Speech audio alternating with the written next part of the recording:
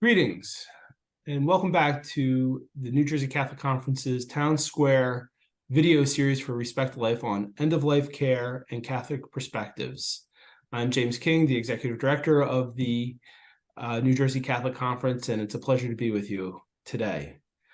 Today we have a very special guest, a friend of the Catholic Conference, and I have to say thank you to her, even though she's not on. Rachel Hendricks of the Diocese of Trenton, because she's the one that really introduced Charlie to us, and Charlie's certainly in my to me has become a friend and a colleague and somebody that I greatly respect. And Charlie, it's good to have you. I know you've helped us. You were actually part of our inaugural webinar when we branched out as a conference to try doing a webinar after the Dobbs decision. We had you on, and hopefully this goes a little bit better technically than that did. I know you had to jump off because you had family responsibilities, and we went longer than usual. So we hope to have learned something from that to make this a better product this time around. But it's a pleasure to have you back with us today. Oh yeah, I'm looking forward to the conversation for sure. Great. So Charlie, I'm just going to embarrass you a little bit because this is too impressive of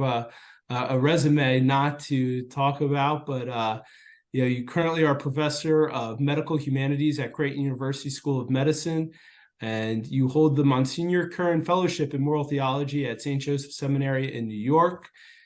Before that, you spent 14 years at Fordham University's Theology Department, where you taught since finishing your PhD in moral theology at Notre Dame in 2008.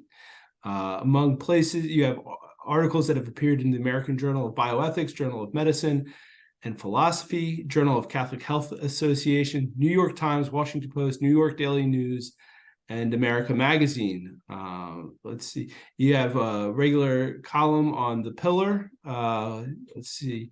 What else? And you have several books, of which I'm working my way through. I'm working my way through the latest one. Actually, no, not the latest one. I'm sorry. It's the Resisting Throwaway Culture, which I think is a very important topic to discuss, especially when we talk about end-of-life care, because so much of what we're going to be talking about is resisting utilitarian kind of viewpoint of life and people's worth. So let's see, I'm going to go down to the awards. You have the St. Jerome Award for Scholarly Excellence from the Catholic Library Association. You're a proud knight of the St. Peter Claver Society. You and your wife, Pauline, have 4 children, 3 of whom you adopted from a Filipino orphanage in June of 2016. And you're a proud New Jersey resident. So now, Charlie, I have to ask, are you originally from New Jersey, or are you a transplant? I'm a transplant. So I've been here about 15 years out on the East Coast, about 11 or 12 of which is in New Jersey. I got married. My wife lived here. So as you know that my friends always told me when I got married, happy wife, happy life. I sort of bristled at that, but then I eventually realized that's absolutely true. And so I ended up in a Jersey boy. But I've been here long enough to really be embarrassed of my driving, I like to say. So, well, you said that much more diplomatically than I did, because I'm also a New Jersey transplant, and when people would say you moved to New Jersey, even New Jerseyans would say, you moved to New Jersey, you lived in another state, you moved here. I said, well, love makes you do crazy things. So that's what I used to say. But I recently had someone I was talking to, and they said, oh, where did you grow up? I said, Pennsylvania. They said, really? You have such a strong New Jersey accent. So I guess I've been here long enough that I've adapted the New Jersey accent. So Charlie, was there anything, I know you're a very humble individual. Was there anything I missed in that bio that you would like people to know, that because there's just so much here, and I know we have a brief amount of time. Well, maybe just one quick thing, given what I want to talk about. Sure. I'm observing member of the drafting committee for the Uniform Commission on the Determination of Death. And one of the things that they do is look at, for instance, what counts as death, and try to get all 50 states to have a uniform law on that. And they met this summer, and I was part of that meeting. And I'll say a little bit more about that later in the presentation. But let's just say there's lots of confusion about brain death and what it means, and organ donation and all that stuff. And that plays into a broader confusion I think we have about the end of life. So the church speaking into these questions is very hot, very live, very important right now. Yeah, no, for sure, for sure. And just for our viewers, our first video that we did on this was with Jennifer Ruggiero, who you also know from the Diocese of Metuchen. And just to give everyone who's watching this a heads up that our first video was more of the pastoral, and not that this isn't going to be pastoral, but this is going to really weigh into the heavier issues, the heavier side of this issue of end of life teaching, and what does the church say about death, brain death, and some of these more complicated issues. So the first was more of like, here's how you approach it from an everyday experience. But we hope that this information they receive today will show them how will benefit them as they go ahead and make the decisions for their end of life care. It'll help them gain a deeper understanding, because Jennifer talked about the importance of formation of conscience, and you can't do that without delving into these issues. So as one of my theology professors used to say at the beginning of every class, okay, gentlemen, let's cast out into the deep now and see what we can pull up in our nets today. I want to steal that. That's great. Yeah, well, you feel free to, because I stole it from him. So, I gave him attribution there, but feel free to. So without further ado, Charlie, you want to start us? The floor is yours. So growing threats to the dignity and equality of the human person at the end of life is my title here. And I am going to dive into some deep issues, but I'm going to try to do it in a way that's as accessible as possible. I get pretty annoyed myself at pointy-headed academics who talk above everyone, and that's definitely not my goal here. So at the beginning, I think it's helpful to make a distinction between two different kinds of concerns. So one is what I'm calling here physician-assisted killing of those everyone agrees are human beings in equal moral, legal status to other human beings. So there's still concerns there, obviously deep concerns, especially here in New Jersey where we have this legal now. But one of the things that's so interesting about those sets of issues is that even though we say that they're equal to us, the kinds of attitudes we have toward them are maybe slightly indicative of that we don't think that. So if you say, well, if you've lost your autonomy, if you're a burden on others, if you have a disability, if you demand more resources than is your share, we kind of think maybe you might want to kill yourself is kind of what we're telling people. And Canada has embarked on this perilous quest to figure out what it means to offer people the so-called right to die, and is right in the middle of doing precisely this, so much so that people with disabilities are doing what so many of us have said for decades now. The right to die becomes a duty to die. And lots of people are feeling the duty to die, and it's not an autonomous decision. It's quite the opposite. Charlie, before you, sorry to interrupt. I just wanted to mention, you talked about how it's, how a physician-assisted suicide is legal here in New Jersey. Obviously it became law in 2019. The conference, as well as several disability rights groups, fought vigorously for almost a decade to keep that keeping that bill from becoming law. Unfortunately, we lost, and now you're seeing attempts in the courts to amend the law to eliminate the residency requirement. Was there to make New Jersey kind of a tourist destination for assisted suicide. Obviously we'll have to see where that goes in the court and see what will happen there. But I think what you're talking about is extremely important, especially in this day and age, because it's very difficult to have conversations about assisted suicide or any of these issues that we talk about that have impact on life, because too often people on opposite sides, the minute you start talking about what are the real world effects of these policies, you could in a sense get classified as somebody who's being too extreme or over exaggerating. So you're talking, when you talk about the effect of assisted suicide and legalizing it and say something like, well, this will create things like people, like death panels or decisions in insurance companies not to offer quality care. You often hear people who support assisted suicide say, no, that'll never happen. This is just about choice. This is just allowing people to, decide their own fate, in a manner befitting of themselves, how they want to do it. It's giving them dignity. But you're going to be able to show us that this isn't alarmist to say, these things are actually happening, because we're seeing it played out in other parts of the world where assisted suicide is legal and the extremes it's going to. Is that correct? Absolutely. Okay. I'll give you, before going on to number two there, I'll just give you two quick examples of that. In Canada, which has, let's face it, a very similar sort of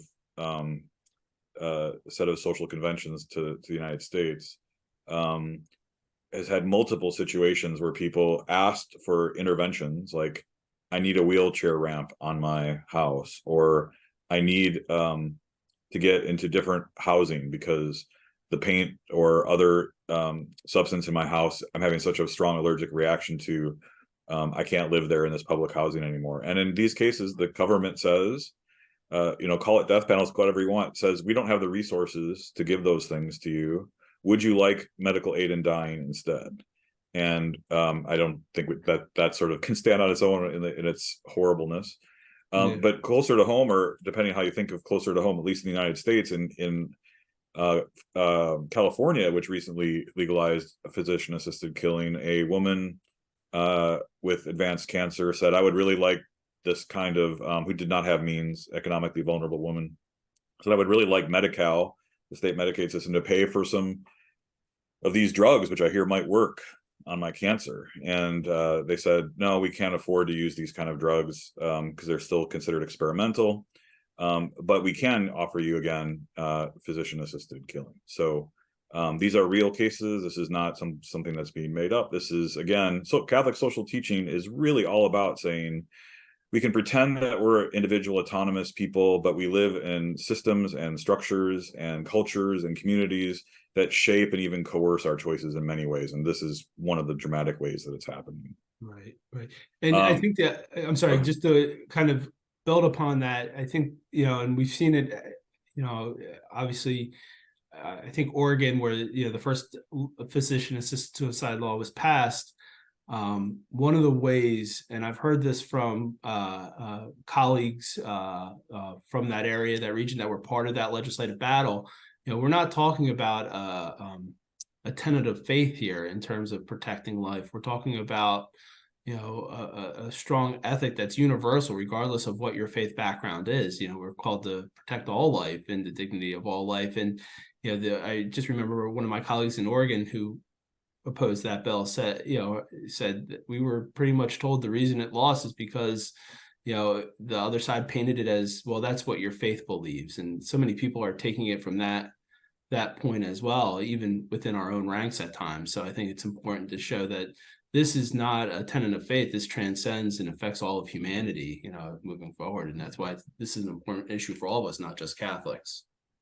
Yeah, one of the reasons, you know this better than I, New Jersey did such a good job of resisting the attempts to get this legal for so long, is because of our partners in the disability rights community, who is obviously not connected explicitly to any religious faith. There's people from all over the spectrum and people of no faith who lead those communities. So yeah, that's very well said. Yeah, thank you. Now, having said all that, I'm about to say that my talk is going to focus on a different kind of physician-assisted killing, one that gets to the heart of the important question of moral status or value, right? Legal moral status. I'm going to talk about the physician-assisted killing of some of people, some of whom do not agree they are equal in moral status and value. And to begin with that, I just wanted to show this image of Terri Schiavo's grave. I don't know how many people watching this will recall or even know who Terri Schiavo is. She was somebody who had a catastrophic brain injury and was declared to be in a so-called vegetative state, persistent or permanent vegetative state. No human being is a vegetable, so I really reject that term. But I think one reason I find this image so powerful is it really points to the central problem that I see, which is this grave language on the gravestone was come up with by her husband, who was in my view, not a great player in the debate over her life. He wanted to have her dehydrated and starved to death. Her parents said, we will care for her. He won, and he put this on her gravestone, that she departed this earth on February 25th, 1990, which is when she had her catastrophic brain injury and was declared to be in a vegetative state. And she was, quote, at peace, March 31st, 2005, which is when she was dehydrated and starved to death.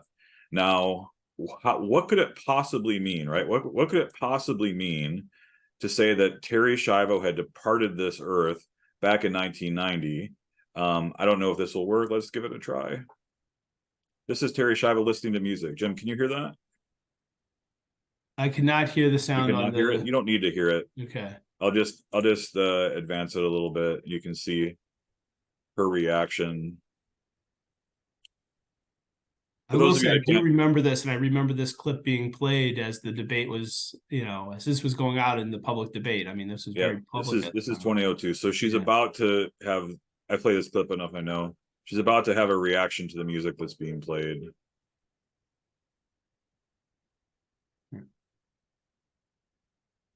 Look at that smile. Mm-hmm.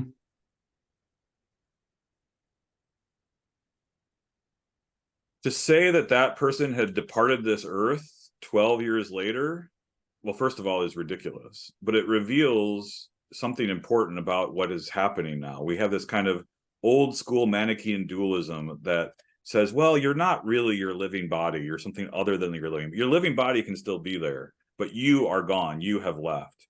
There's an analog about this at the beginning of life too. You can have a living member of the species Homo sapiens, a prenatal human being. We say you're not a person yet. The person is not arrived yet, or something like that. But I want to argue, and this gets to the brain death thing we were talking about, groundwork laid for this vision, I think, was laid decades before. This is Dr. Robert Ebert, who's Dean of Harvard Medical School from 65 to 77. When he came to Harvard Medical School, he had a problem whose name was Henry K. Beecher. Henry K. Beecher was as famous, at least at the time, anesthesiologist and chairperson of their IRB, Institutional Review Board. He kept pushing his boss to change the definition of death. He says, every major hospital has patients stacked up waiting for donors. And he succeeded in petitioning his boss to establish what would become, in my world anyway, the famous or infamous 1968 ad hoc committee of the Harvard Medical School, long name here, to examine the definition of brain death. And he succeeded in getting that outcome he wanted only after a failed first draft of the committee's report, to which Ebert said, this draft suggests that you wish to define death in order to make viable organs more readily available to persons requiring transplant. It's very interesting. There was a confluence of two technologies at this time. There was the invention of the ventilator, which kept people with catastrophic brain injuries who needed help breathing alive. And there was the invention, or at least we got reasonably good at transplanting vital organs like hearts and whatnot into other beings. And so the confluence of these two technologies led to a situation where Beecher's not wrong. They needed more organs. The initial impetus to change the definition of death from a cardiopulmonary one, where it's your heart and lungs stopping, to a brain dead, to a neurological criteria, it was organs. People wanted more organs, so they changed the definition of death to get organs. But this is the view that's won. So in all 50 states, with only New Jersey, I'm proud to say, allowing for very clear religious freedom exemptions. Not, as far as I know, you might be able to correct me on this, Jim, but I think it was Orthodox Jews that pushed for that in the United States. I would have to go back and look at the exact, but I know we do include on our current advanced directives that people can find on the New Jersey Catholic Conference website language about brain death and the stipulations there. And in doing the research on that, because that draft occurred prior to my coming to the conference, but when I was doing my research on the language in the directives we offer, it was made clear that the state included that language as well because of the Orthodox Jewish community here and heavy advocacy from them. And as somebody who's a moral theologian and bioethicist, there's a debate, let's just be honest about this, among faithful Catholic bioethicists, philosophers, moral theologians about this. So this is very much a live issue. So this is, I'm not going to play the video here because you probably can't hear it, but this is about the story of Jahai McMath. She was an African-American woman in California who appeared to have movement, responding to commands, even knew her right from her left. We already know that people who declared brain dead can fight off infections, respond to and heal bodily trauma. Actually, Jahai got her first period after being declared dead by the state of California, and they can even successfully gestate prenatal children to birth. There's this really amazing but confused headline from the AP, which says, brain dead woman gives birth, then dies, right? So if brain dead is death, it's a really odd thing to say that she died after she was already dead. But just to think about how Jahia McMath's medical team in California is really revealing here. David Durand, who is the pediatrics chief at UC San Francisco, where she was being cared for, according to their lawyer who took notes, said, "What is it you don't understand? She's dead, dead, dead," and pounded his fists on the table, telling his family her family, who did not agree with this. Jahi's family absolutely did not think she was dead. So that's the doctor who said she's dead. What don't you? Oh, wow. Okay. Yeah. Can you imagine? Imagine No, this. I can't. This is also a very Christian, very African American family. So there's these dynamics in play here as well. So you have this white, presumably secular doctor just pounding his fist on the table, telling a family condescendingly, "You don't know what you're talking about," right? Happily, New Jersey was there because that's the only place that she could go, and she was able to be being taken care of. She died 5 years later, but she was not dying, right? She lived 5 more years. I do a lot of work on the philosopher Peter Singer. I think he's a really important philosopher for understanding what's going on here. He wrote this book called Rethinking Life and Death, The Collapse of Our Traditional Ethics.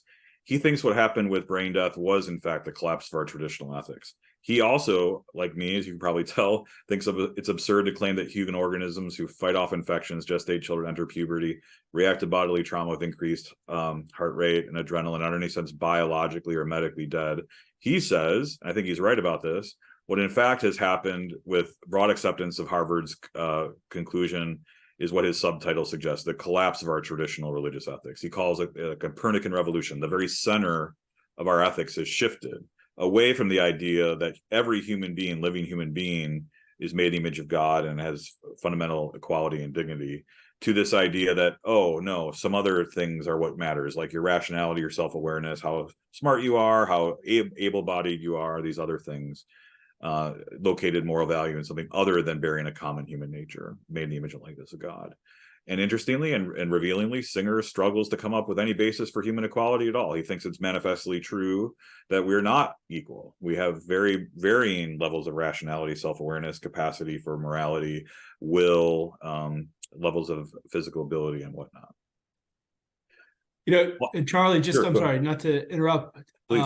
but going back to what you just presented there, and again, it touches on something Jennifer and I were talking about when we were doing the pastoral presentation on end-of-life care.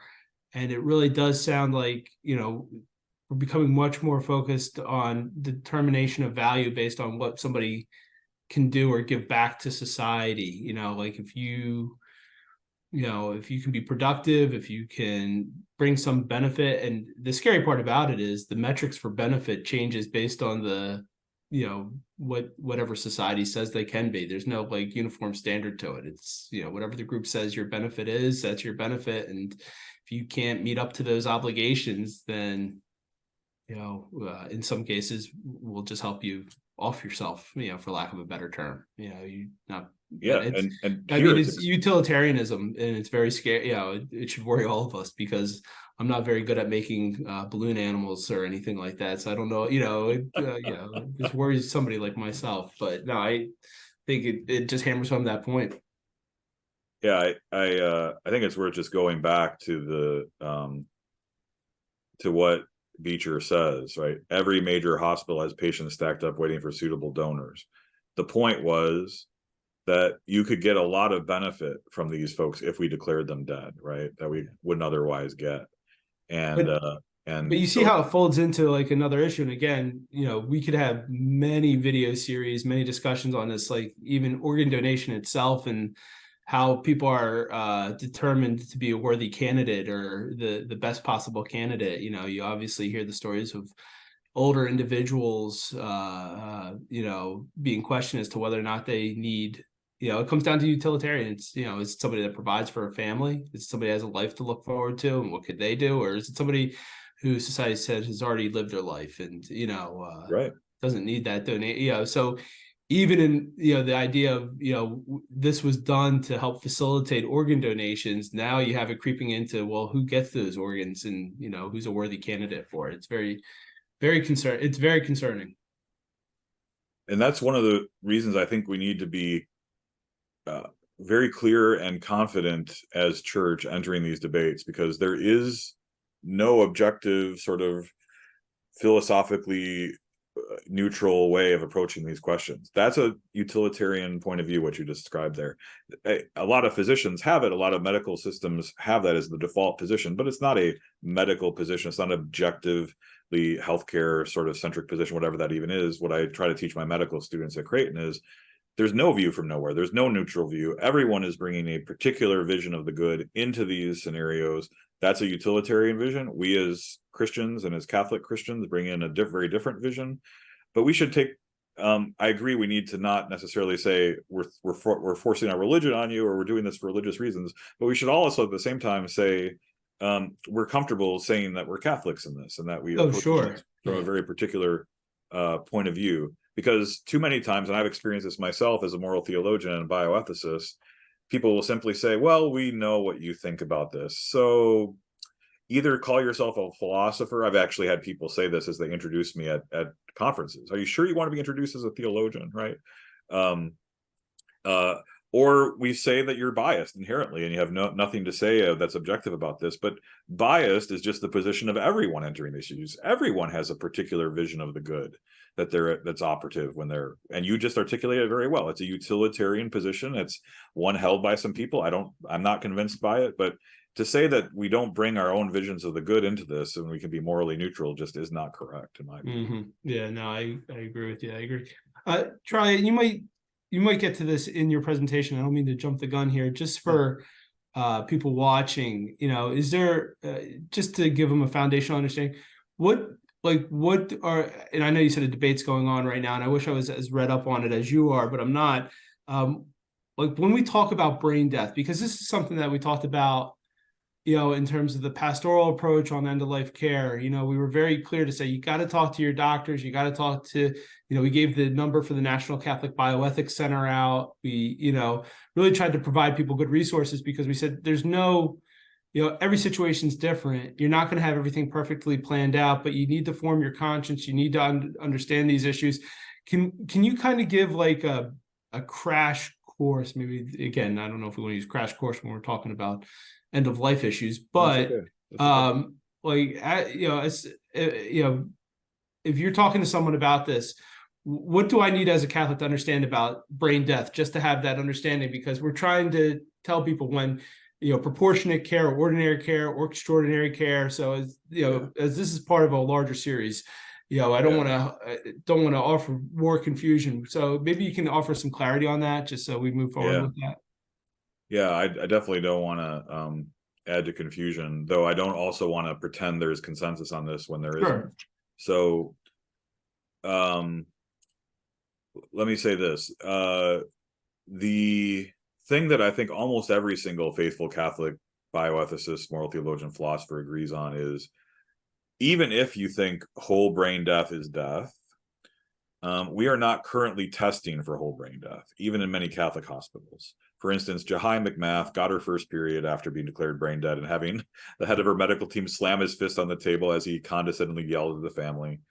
Got her first period, probably because her hypothalamus, which is the inner part of the brain, was probably still functioning.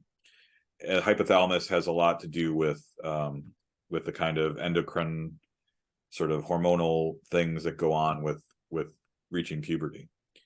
And we aren't testing for the hypothalamus, and it's likely in many of these cases the outer part of the brain, the cortex, has died, but the inner part of the brain is in various stages of life.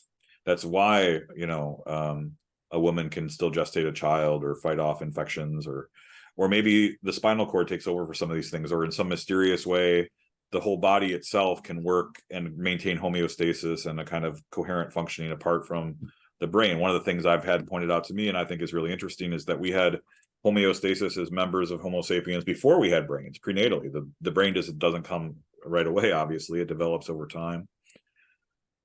So at the very least, we need to do better testing. If we're saying somebody needs to be dead in order to donate their organs, and I am an organ donor, I'm not pushing anyone to not donate organs. I think it's one of the most beautiful things one can do. But if we're going to say that whole brain death is death, then we should test for whole brain death and not pretend that people who are gestating children or who get their first period are dead. Because if we do that, and I'm glad we're on this live right now, we capitulate to what Peter Singer has said. We're basically saying it's not being a living member of the species Homo sapiens that matters, is this other thing, right? It's going back to Terry Schiavo's grave, right? Like it's this, you can have left this earth with your living body still functioning on the earth somehow or something like that. That's not absolute. That's got to be incorrect if one is a Catholic. Now, whether we go beyond that and say, even if we determine whole brain death, that person has died, that's an honest debate among Catholic theologians right now. I expect there to be some sort of ethical and religious directive. There is no ERD referring to brain death right now. I suspect there will be relatively soon. A group called the Catholic Medical Association, which is very connected to the National Catholic Bioethics Center, meets every year. And 2 years ago, they had a formal debate on brain death. And if you know anything about the Catholic Medical Association, they don't dissent from anything the church teaches. They're very by the book. But even they were like, hey, this is a big topic that we need to focus on. So I don't know if I could say more, but is that kind of what you wanted, or is there, you want to follow up with something? No, I'm just trying to, again, it's, not being of the medical background, even with the theological background, this is fascinating to me because you're seeing the complexity of the issue. And I guess what I'm, what's coming back to me is, again, that whole utilitarian. So if you're looking at it and you're saying whole brain death, I mean, just because somebody can't express an idea or verbalize what they're thinking,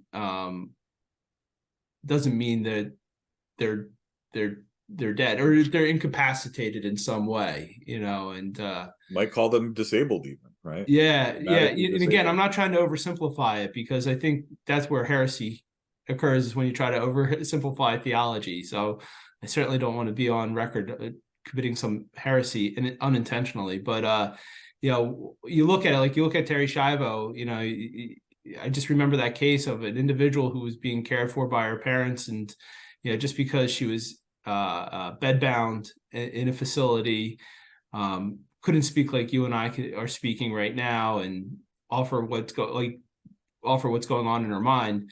That doesn't mean she was dead. That means that she was just in a different state of life than you and I are in.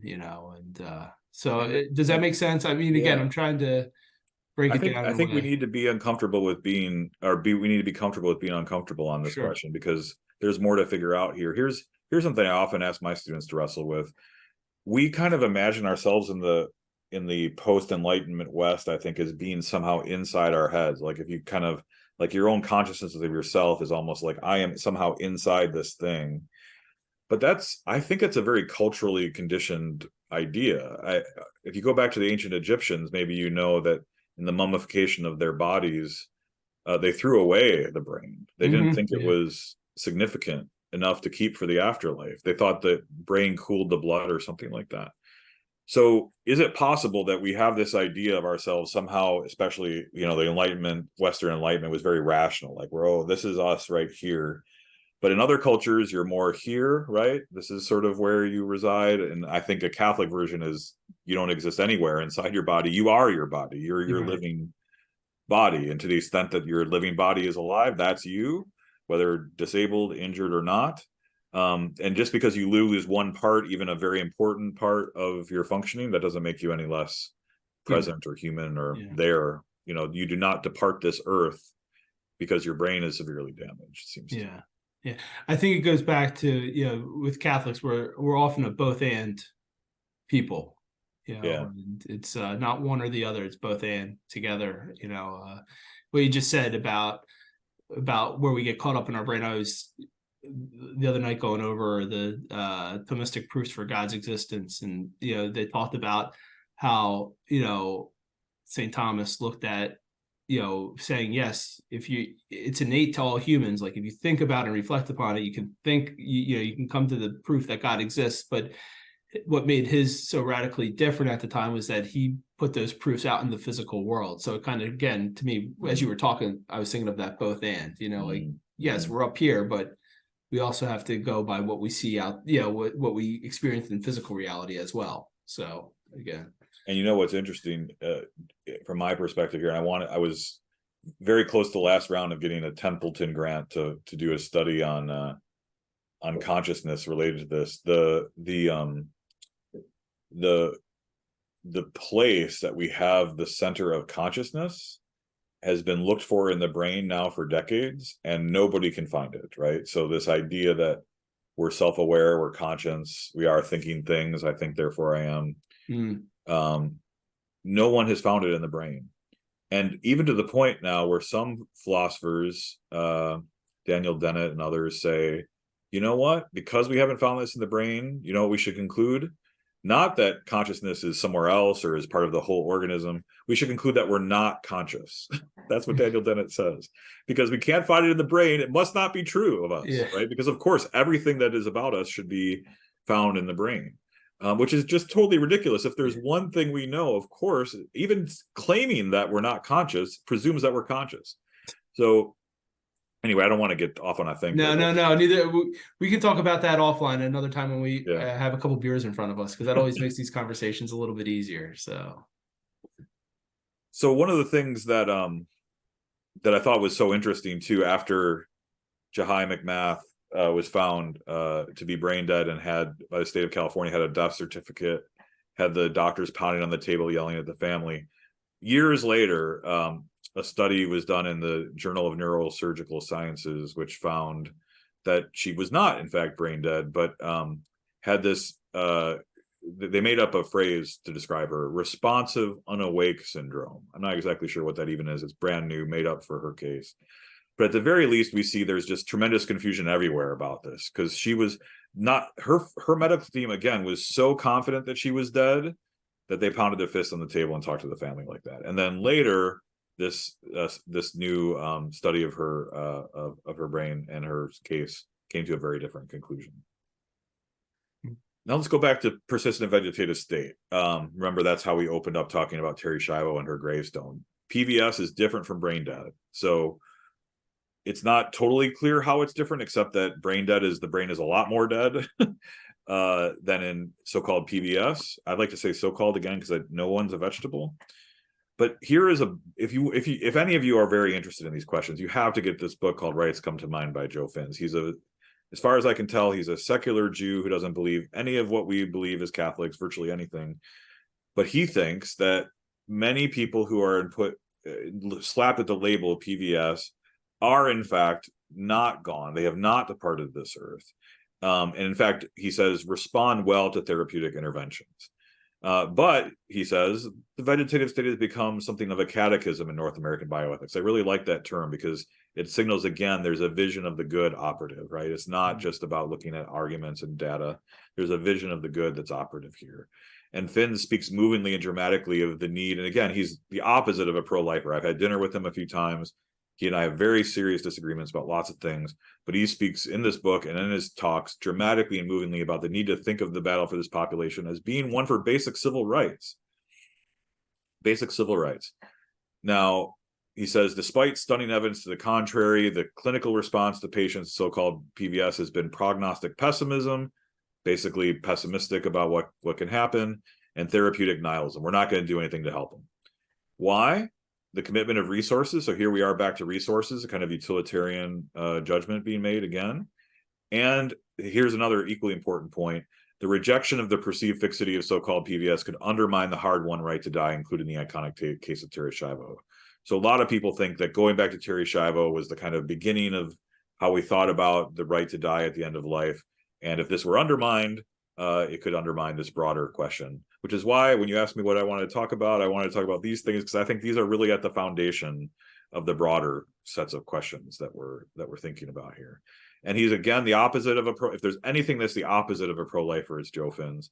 He says, without the futility of permanent vegetative state or permanent unconsciousness, are we obliged to promote a culture of life? Joe, the answer is yes, that we are. I also think and he mentions this a few times, that based on the connection I made earlier in the talk, there's a looming threat to abortion rights here as well. Because if we go to the conclusion that every single member of the species Homo sapiens has fundamental equality with every other one, has dramatic implications for the abortion debate. interestingly, the abortion debate has, since the Planned Parenthood versus Casey decision in 1992, which until Dobbs was the controlling law, not Roe, Casey was the controlling law in our abortion regime.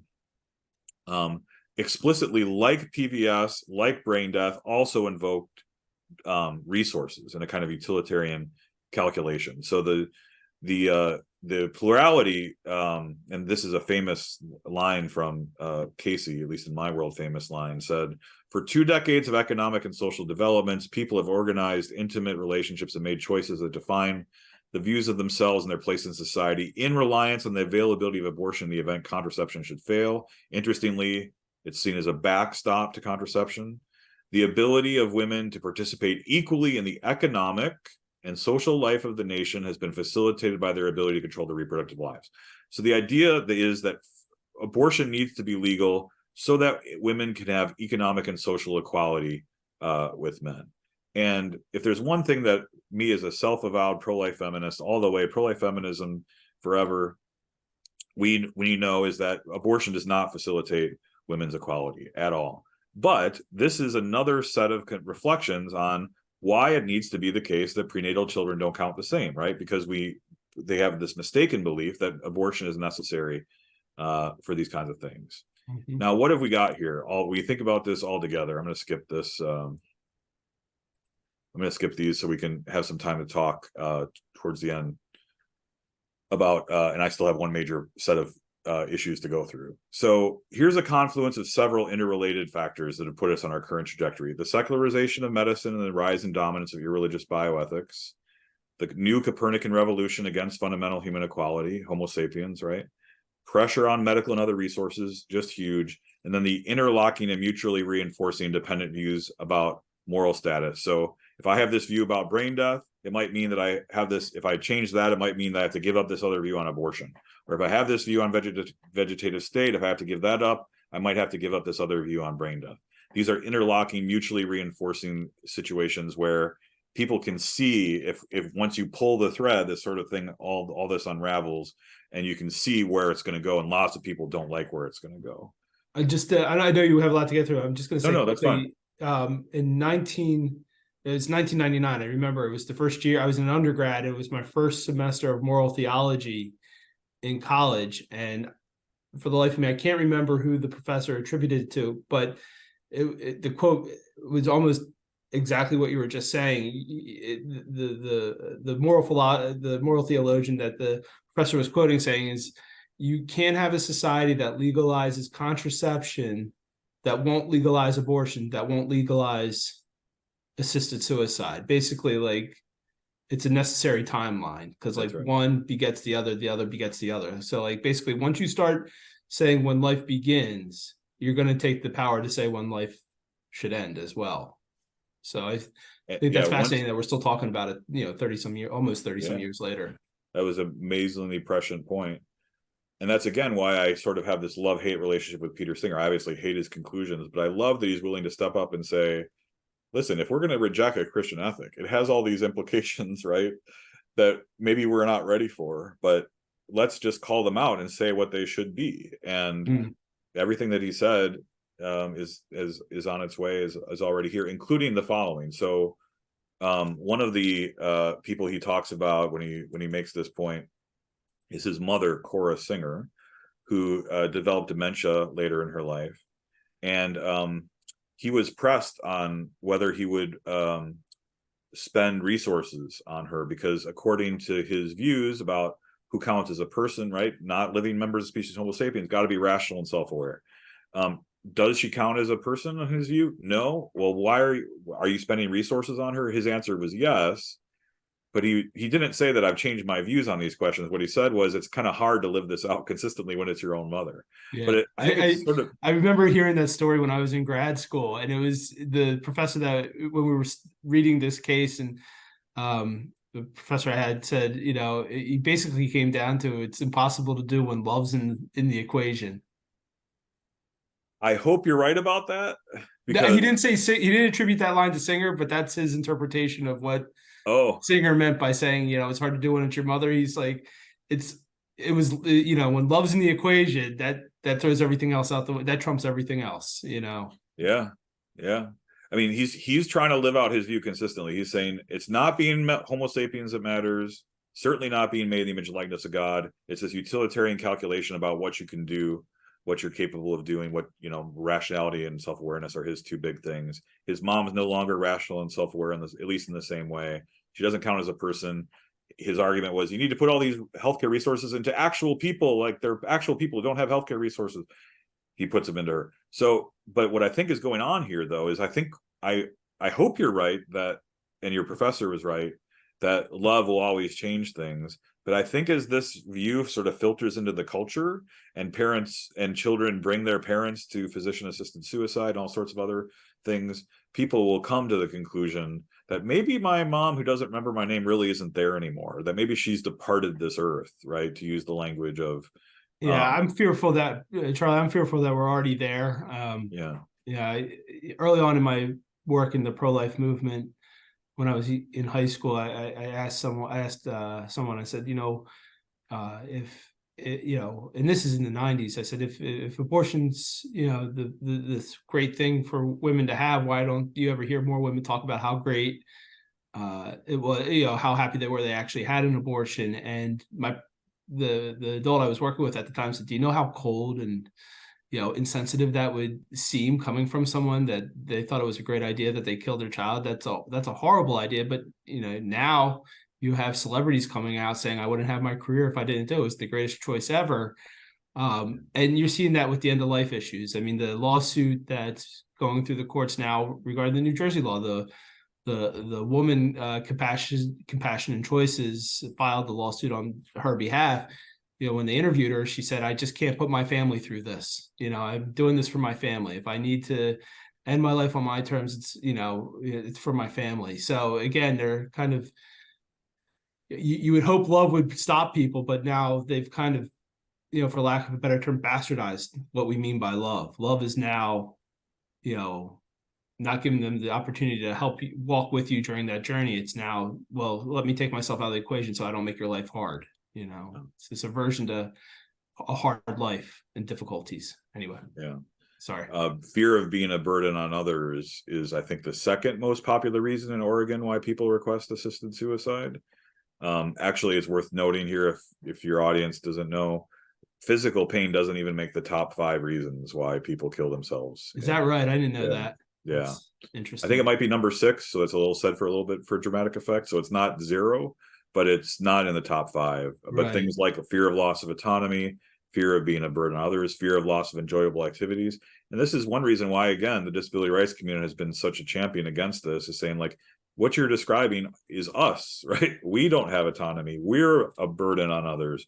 We've lost the activities you consider, the ability to do activities you consider enjoyable. And we matter just as much as you do. These are not reasons that people should have to be able to kill themselves, right?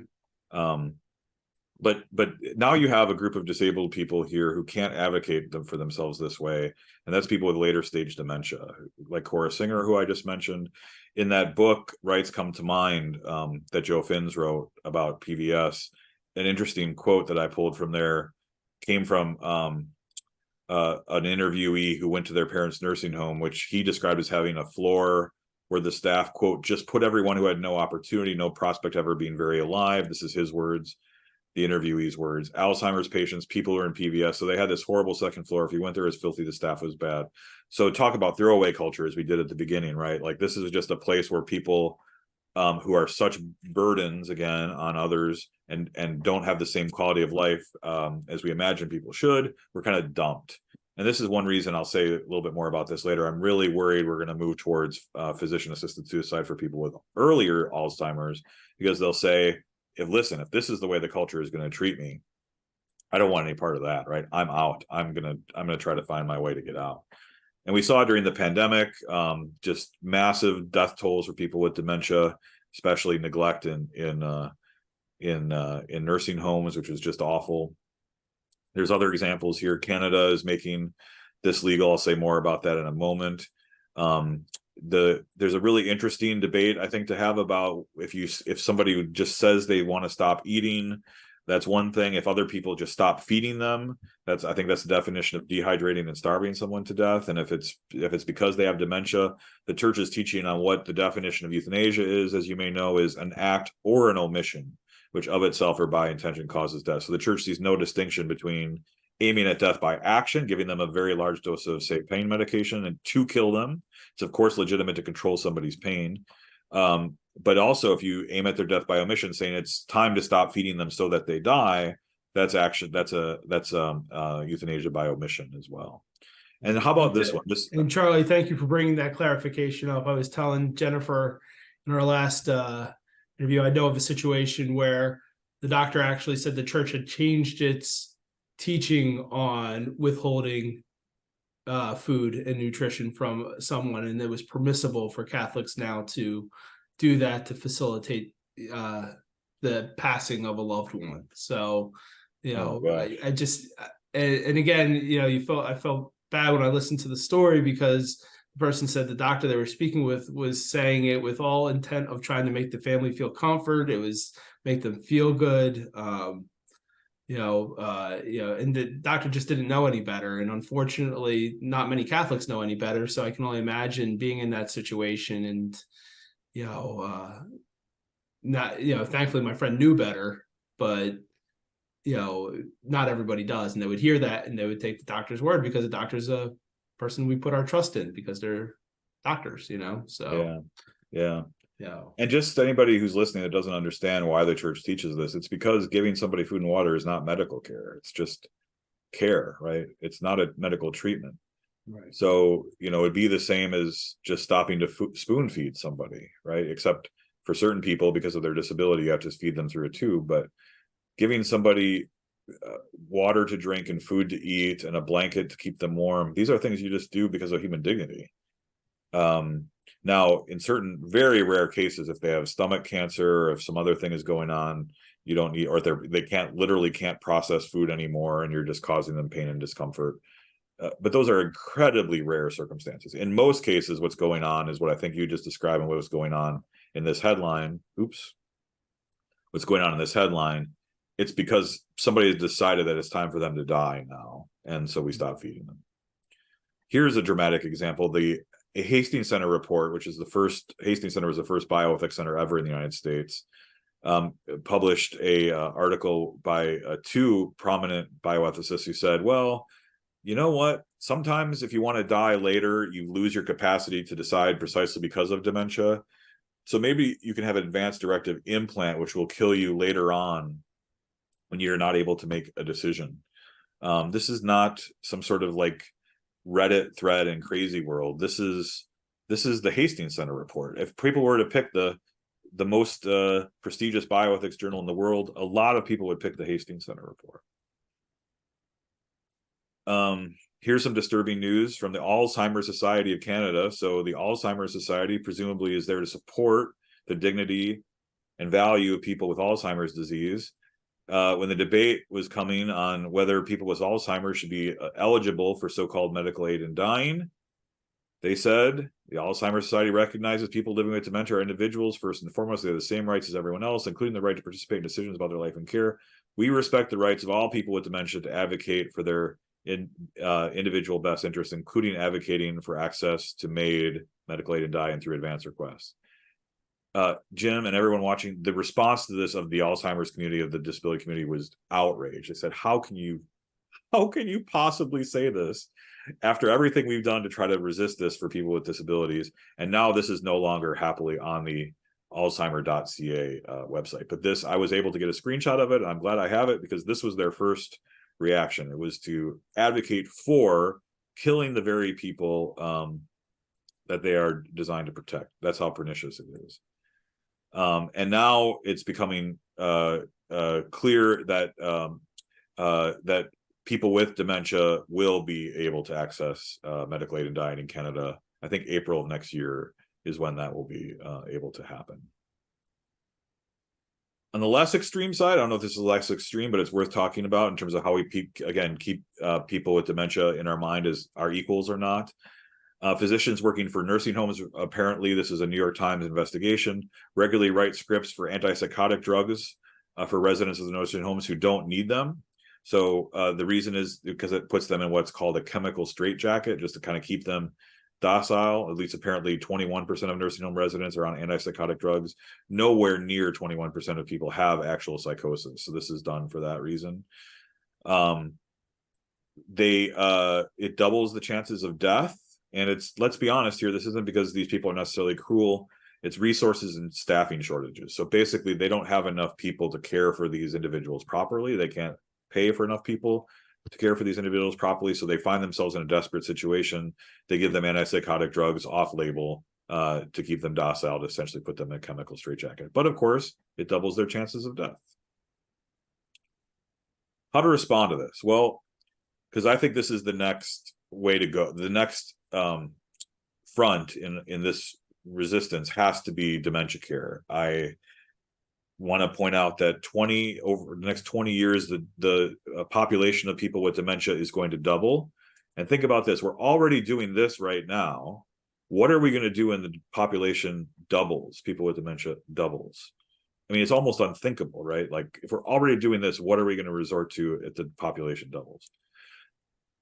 I don't think we need to have any, as I mentioned, any shame or embarrassment for having a theological point of view. The theological point of view is absolutely necessary to say that all are equal. It's that all human beings are made in the image and likeness of God. You don't need to have any of these capacities to have a social equality, legal equality, moral equality. It's there simply because we're made in the image and likeness of God. And this is shared across many different traditions, obviously. And also, here's something really important too, and this is something Jim, you and I have talked about in other contexts, because I'm hyper aware of our politicized context, especially in New Jersey. Dementia has not yet been politicized, right? Couldn't it be a bridge for dialogue? I don't know anybody who thinks that this issue is a conservative issue or a liberal issue or a religious issue or a secular issue. But I think if you just give people the facts, almost everyone agrees that it's a monster issue, and we need to, and especially if lots of people had personal experience this with their parents, their grandparents, others in their lives.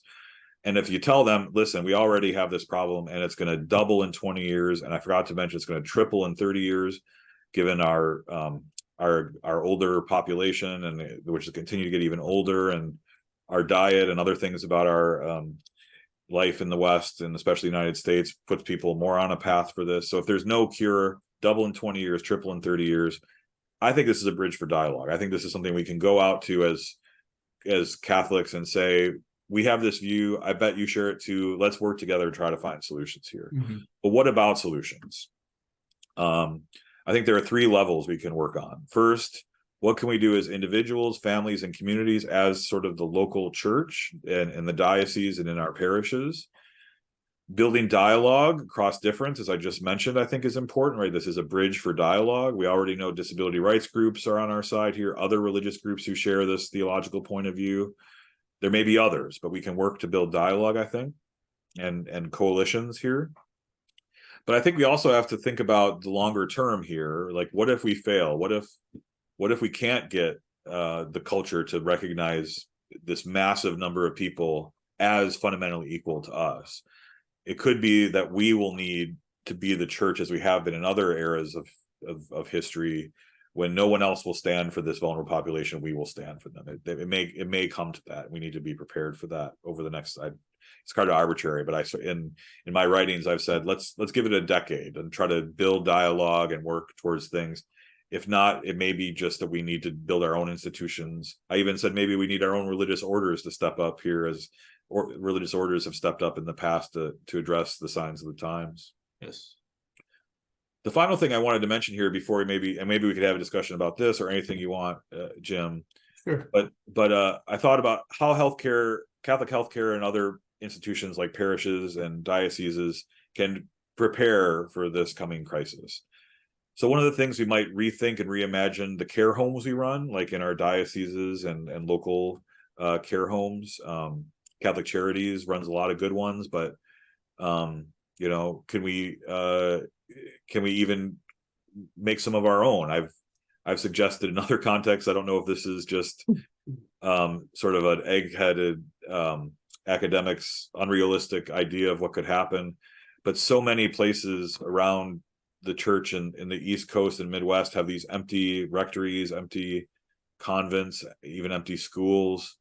I wonder if we could repurpose them as care homes that would be what Pope Francis calls centers of encounter and hospitality, rather than the throwaway culture, which is kind of how we already do it. Like, remember that nursing home that just had that second floor where they just kind of dumped people?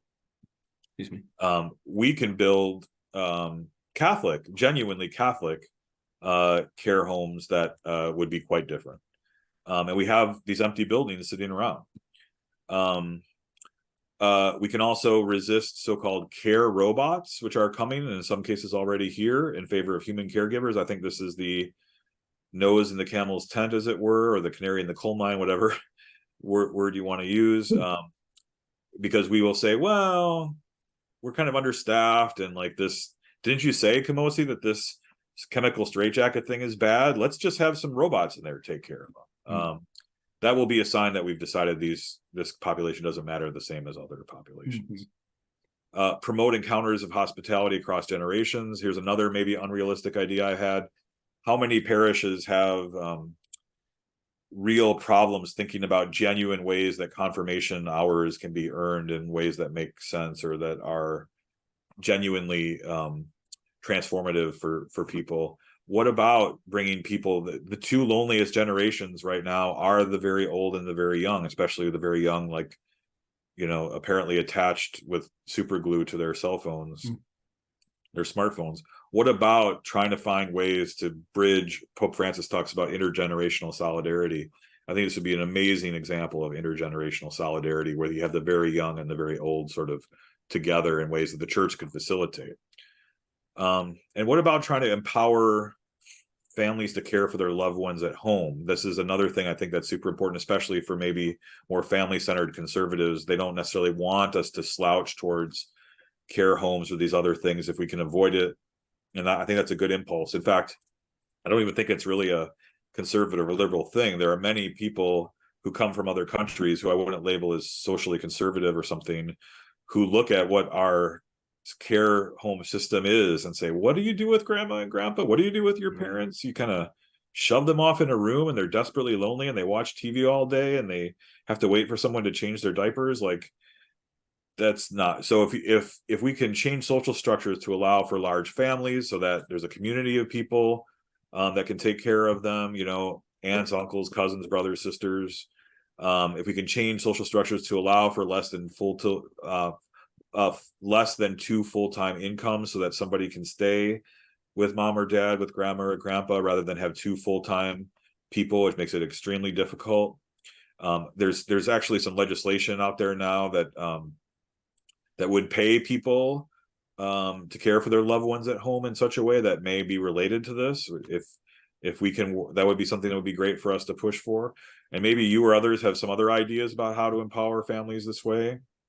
We obviously need to resist euthanasia and assisted suicide, and support policies and practices that lead to prevention of dementia, I think, in the first place. So I think many of the things we eat, the kind of lifestyles we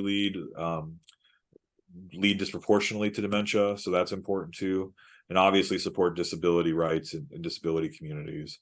And maybe there are other options here to think of as well. I wanted to finish before I had to go at 2:00. So we have and I'm looking at the time now. We have about 12 minutes, and I think you did a great job. But that's why I wasn't going to interrupt you with when you were going down through these action steps. I think when you look at it, what we're talking about is wraparound services here. We're not just talking about medical advancements that could potentially cure or prevent these god-awful diseases, these afflictions.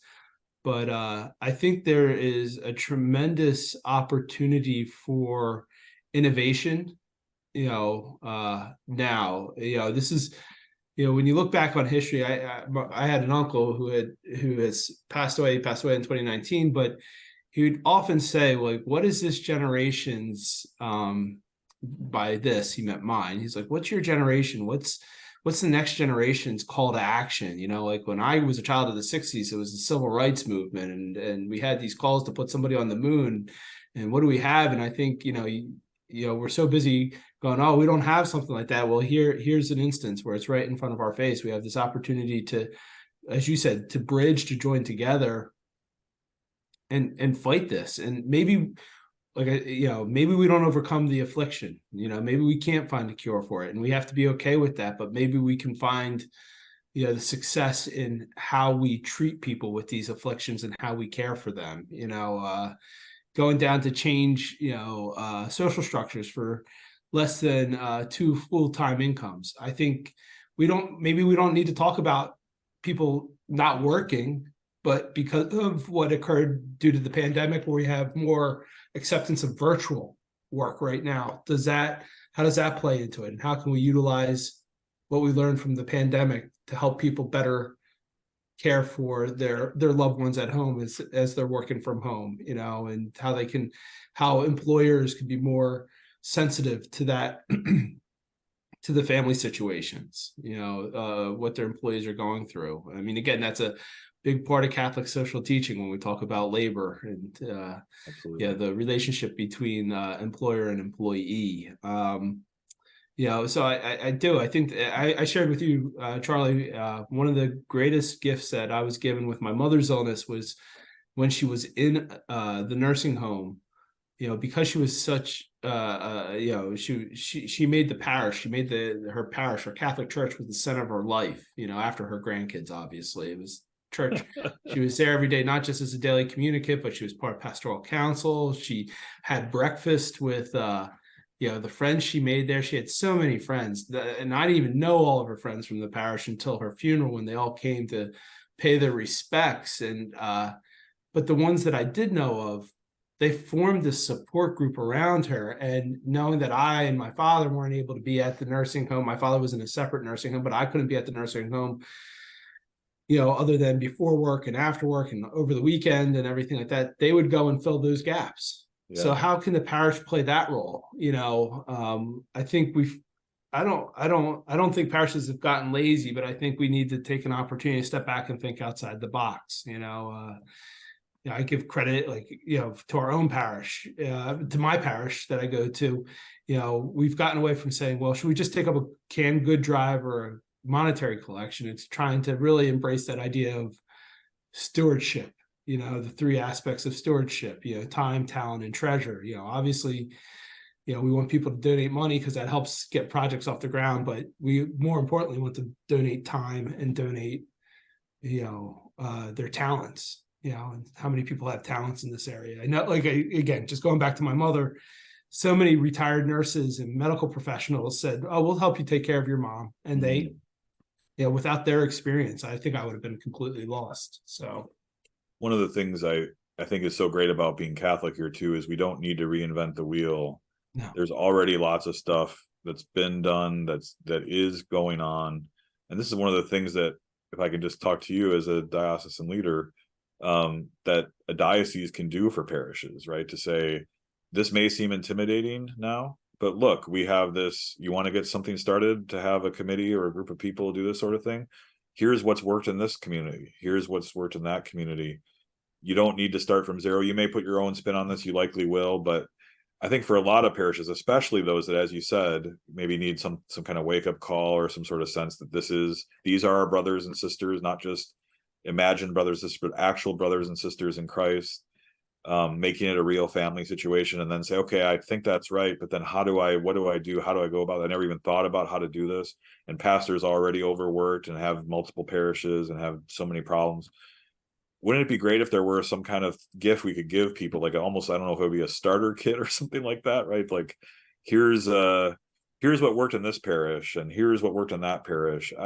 And here's what's worked historically. We can even talk about how this is, like, we've dealt with these kind of emergencies before in the past through the centuries, and here's what's worked. Yeah, I agree with you. And I think that's what it needs to be. I think it needs to be the starter kit, because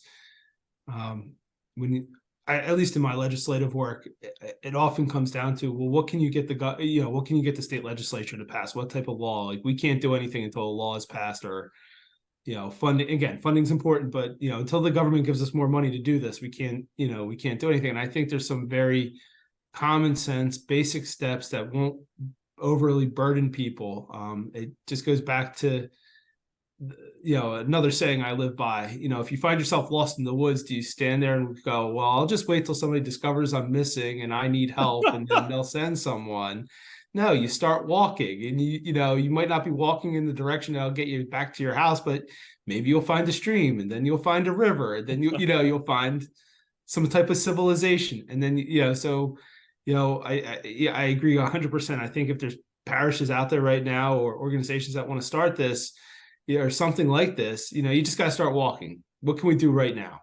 Can we organize a group to go visit parishioners that we know of that are in these facilities and just spend an hour with them? If we find 5 people that can give up an hour a week, or donate an hour a week, that's tremendous. That takes somebody who's not, maybe you don't know, that might give someone who has no visitors having consistent visitors every day, and that makes the staff stand up and pay attention to how they treat that person. Absolutely.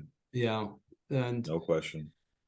So I'm going to check the time. What are we at here? Okay, I think we have about 5 more minutes, Charlie. Again, you're always so generous with our time. I can never pay you back for it. And I hope you can come back, because I think we need to have more conversations on this topic, and maybe do a roundtable, because I think maybe the next thing we need to do is have that conversation about how do parishes just start walking in this forest of treating, addressing these issues, and we can certainly do that. But is there anything else you wanted to add? What would you say, Charlie? I know you've written a number of books. What would you recommend, if somebody wanted to, besides your PowerPoints, which you've generously shared with us, if there's a book that what would you recommend in terms of what you've written, to how, and where can people get it? What would you recommend to the person watching this today if they want to learn more? Yeah, so this presentation basically comes out of my book called Losing Our Dignity, Right. How Secular Medicine is Undermining Fundamental Human Equality. Again, this idea that once you get rid of the theological idea of being made in the image and likeness of God, a lot of this other stuff follows. And it's probably unfortunately, I'm embarrassed to say, probably the easiest place to get it is Amazon. If like me, you also don't have a lot of time for reading that's outside what you have to read, there's also, unfortunately, I'm the one voicing it, but there's also an audiobook that you can Charlie, you do a tremendous job. I'm listening to the audiobook of Losing Our Dignity right now. Okay. You're doing a tremendous job. You're doing better than some of the other ones I've been exposed to. So let me also say this before we go, though. I think there's something bigger here. We could talk about the horizontal plane of this, if that's one way of talking about. There's also a vertical plane here. I think there's an interesting historian who thinks that the reason why the early church went from being so marginalized in the ancient world to being sort of socially accepted, by the time Constantine has the Edict of Milan in the 4th century, early 4th century, the church is already widely accepted. I think his wife is even, or his mom is Christian by that time. One of the reasons why this historian thinks that's true is precisely because of how the church responded to social emergencies like our coming dementia crisis. So there was plagues and pandemics and all sorts of things. And after every one of those, this guy researched the gravestones that had crosses on them. And after every one, the number of Christian gravestones dramatically increases. And he doesn't know this, of course, but his supposition, or his takeaway from this is, well, people must have thought this was a really important thing to be a part of, because look, I mean, see how these Christians love one another was at the center of how so many thought that this was an attractive movement to be a part of. I wonder if we can mobilize to do this and help others to take care of their loved ones. It might be a similar kind of thing where people look at us and say, man, see how these people love one another, see how they've decided to mobilize to care for these people that no one else will care for, or very few. I wonder if it can be part of a kind of a new evangelization as well. It's not just, I mean, the horizontal is super important, but the vertical is important as well. And we're trying to help people get to heaven here too. And that's, I don't think we need to choose between the two, is what I'm saying. So no, and I don't think we have to wonder. I think I think there's hard evidence supporting what you just said about the service to other is vital to the new evangelization. I think just end it with this: you can have the best arguments, you can have the best teaching in a book, you have great personalities, but I've found, at least in my adult life, where I've spent the majority of it working for the Catholic Church, that what attracts people the most is action, like authentically living the faith, not just, saying you live the faith, but authentically living it. And, and that often, I mean, think of how many people that you read about in the secular press that were so touched by Mother Teresa and the work she did with the sick and infirmed in Calcutta. Countless stories of reporters that traveled around and just were amazed that she would stop and pick up the leper in the street and embrace them. I mean, people recognize there's something divine about that, and that exceeds the human. So anyway, I think that was a great point to end with there, Charlie. And I want to thank you again for so generously sharing your time and talent with us. My pleasure. And I hope you come back, and these slides will be available. And if you don't mind, I would be happy to put a link. Unfortunately, it might be to Amazon for your book there, so it would make it easier for people to find it. And if they want to buy it, they can go ahead and do that if you're okay with that. I'm okay with that. All right, great. If you great. twist my arm, yeah. All right. Thank you, everyone, for joining us. May you hopefully you received as much out of this presentation as I have. God bless everyone, and we'll see you soon. Thank you, Charlie. Thank you.